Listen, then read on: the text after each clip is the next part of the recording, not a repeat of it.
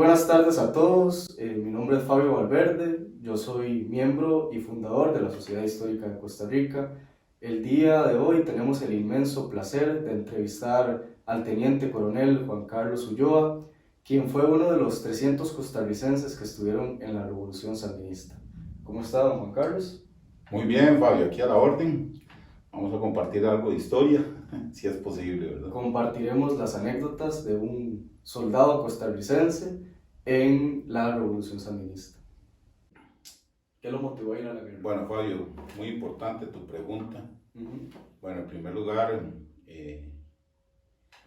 yo pertenecí desde muy joven al Partido Comunista, en el cual tuve la oportunidad de gozar de una beca por 2 años en la Escuela Militar de las Fuerzas Especiales Rusas. Después de venir allá, ya pasados los 2 años, ya la Revolución Sandinista había triunfado y comenzó a atacarla a la contrarrevolución, ¿verdad? Entonces yo consideré necesario pues aportar mi granito de arena y principalmente poner en práctica los conocimientos que acababa de adquirir, ¿verdad? Entonces me enrolé en la brigada internacionalista que tenía más o menos a 300 costarricenses combatiendo en Nicaragua. Estuve por un periodo de 2 años combatiendo hasta que se terminó la operación en la que intervinimos. En una oportunidad estuve bastante herido, pero me recuperé y volví a ingresar al frente de combate. Y después de esa operación regresamos al país después de 2 años de estar luchando allá en Nicaragua. ¿Cómo se llamó la operación en la que estos 300 costarricenses fueron a luchar a la Revolución Sandinista? Perfecto, la operación se llamó Operación Soberanía. Se trató propiamente de liberar todo el río San Juan y la frontera sur de Nicaragua de la presencia de tropas contrarrevolucionarias, ¿verdad? Ahí se hizo ataques muy importantes como el de la toma de La Penca, donde la Contra tenía un aeropuerto bastante bien equipado, ¿verdad? Y eso permitió que el Frente Sandinista y la República de Nicaragua tuvieran manejo sobre todo ese territorio, dejando puestos de control a cierta distancia, ¿verdad? Y brindando seguridad, porque las tropas de la Contra saqueaban pueblos, cooperativas, entonces eso brindó mucha seguridad. Qué importante.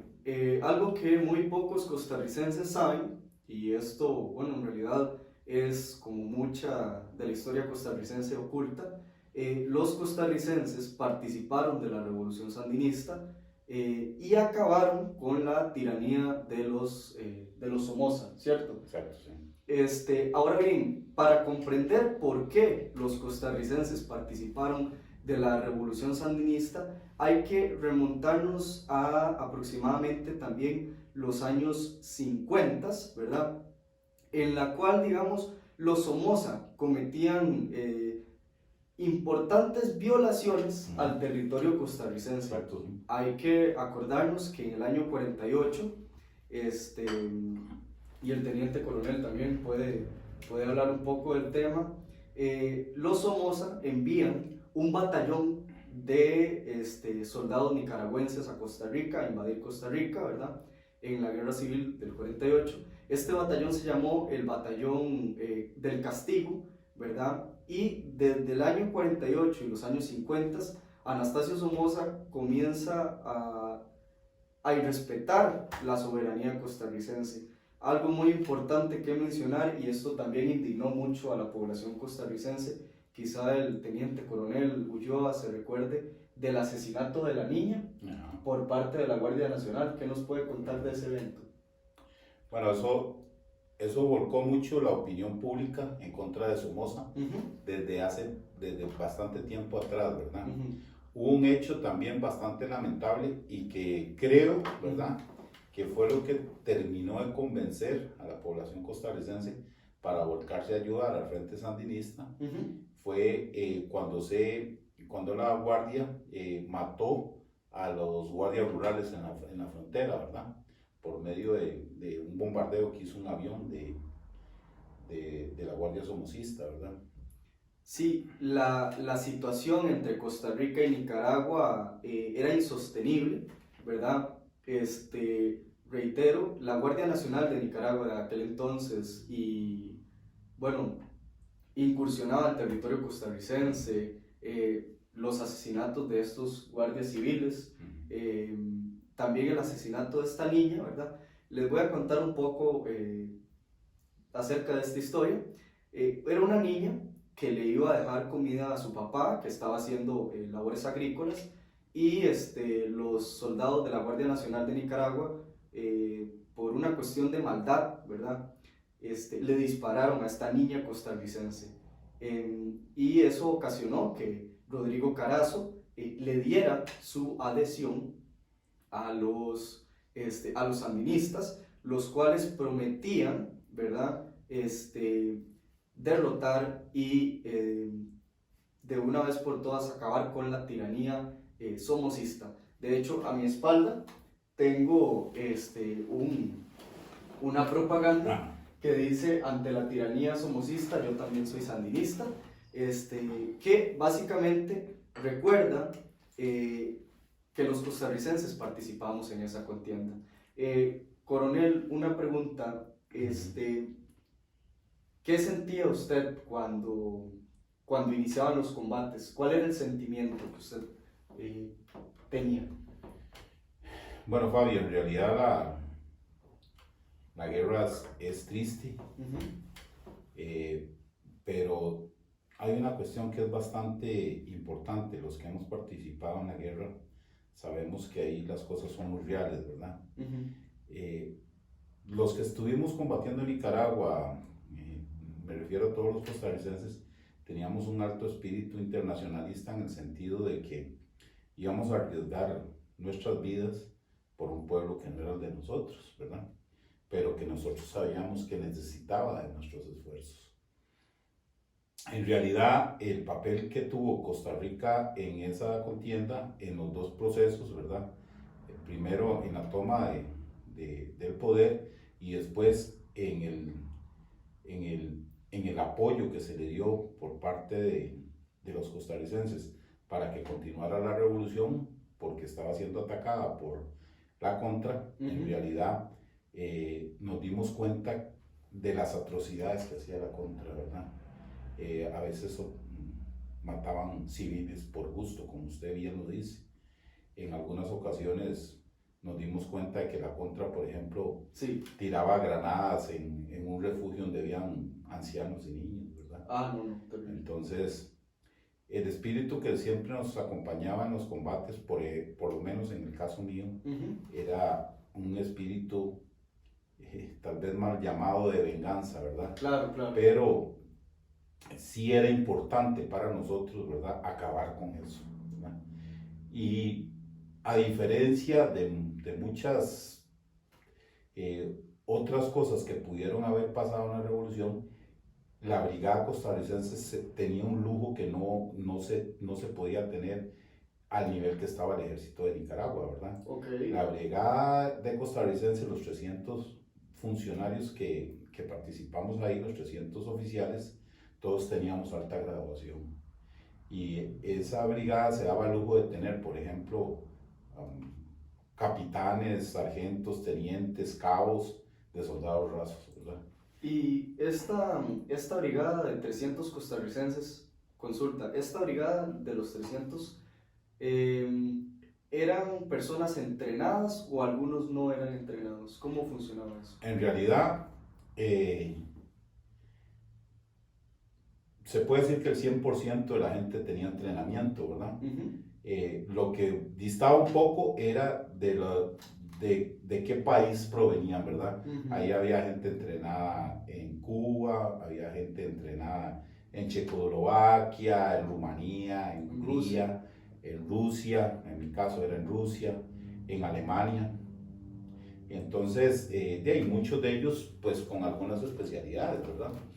Pero todos sí tenían entrenamiento militar bastante amplio, ¿verdad? Con un alcance inclusive de que el menor rango que había ahí era, por ejemplo, de director de pelotón, ¿verdad? Y esa gente actuábamos desde el principio, en muchas ocasiones como soldados rasos, desempeñando labores en artillería, en exploración, en apoyo logístico, de francotiradores, en fin, de muchas labores que se ocupan en un frente de combate, pero que en realidad no son realizadas por oficiales de alto rango, ¿verdad? Pero nosotros, la disciplina nos permitía realizar cualquier labor ahí, no había problema. Qué importante lo que menciona el teniente coronel Ulloa con respecto a la contra nicaragüense, porque la contra nicaragüense también violó el territorio costarricense bastantes veces, y es cierto o no que la contra nicaragüense amedrentaba a los campesinos, ¿verdad? ¿Qué nos puede contar al respecto? Eso se manejó muy discretamente aquí en Costa Rica porque, digamos, ellos tomaron propiamente todo el territorio norte como base de operaciones. Entonces, para nosotros era muy difícil porque nosotros entablábamos combate con las tropas nicaragüenses de la contra, y ellos lo que hacían cuando estaban perdiendo el combate, agarraban una panga y se pasaban al territorio costarricense. Entonces ya nosotros ahí no los podíamos atacar porque hubiera sido tomado como una agresión ilegítima del ejército nicaragüense al territorio costarricense. Ok. Este proceso revolucionario de Nicaragua tuvo dos procesos. Bueno, el primer proceso, que era el que mencioné, la caída del tirano Somoza, y el segundo proceso era acabar con la llamada contrarrevolución. La contra era un ejército financiado por los Estados Unidos, el cual estuvo también en territorio costarricense, y bueno, el teniente coronel Ulloa estuvo en el ejército nicaragüense, ¿cierto? Sí, exacto. Una pregunta, ¿cómo eran los entrenamientos en Rusia? Ahora que usted menciona, ¿qué nos puede decir de esa experiencia? Bueno, en primer lugar es importante mencionar, digamos, la genialidad de toda esa dinámica, ¿verdad?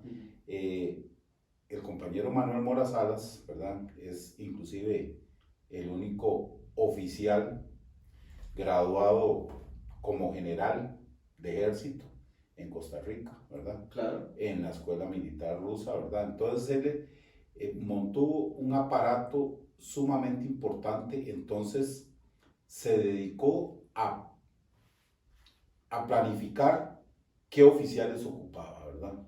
Entonces hubo gente que se entrenaron como pilotos de combate, otra gente como artilleros, zapadores, dinamiteros, bueno, de todo había, ¿verdad? ¿Su especialidad era? En realidad yo me gradué como, hay una denominación que se llama interarmas, ¿verdad? Eso quiere decir, digamos, como que mi especialidad era utilizar la mayor cantidad de armas que existían en ese momento de la manera más correcta, ¿verdad? Entonces, yo podía bien armar, desarmar o reparar bastantes armas, ¿verdad? Pero también tuve una alta graduación en cuanto a francotirador, ¿verdad? Y también, ¿verdad? Mucha de mi preparación se enfocó mucho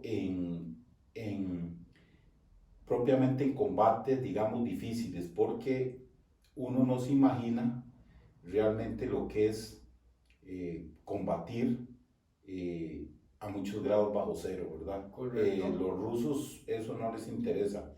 Ellos, digamos, te ponen a entrenar igual que en verano, que allá los veranos son sumamente calientes, 40, 45 grados, ¿verdad? Y yo estuve haciendo disparos y entrenando, corriendo, haciendo caminatas largas a 30, 35 grados bajo cero, ¿verdad? Tuvimos un entrenamiento bastante interesante en una ciudad que está ahora en guerra, en Ucrania. Se llamaba Simferópol, la ciudad. Ahí estaba la escuela más grande de tanques, ¿verdad? Esa es una ciudad que en esos lugares hay muchos páramos desiertos, ¿verdad? Que se llaman tundras, ¿verdad? Que ahí es normal, por ejemplo, que a mediodía esté a 50 grados de temperatura y a las 10 de la noche esté a -2 grados, ¿verdad?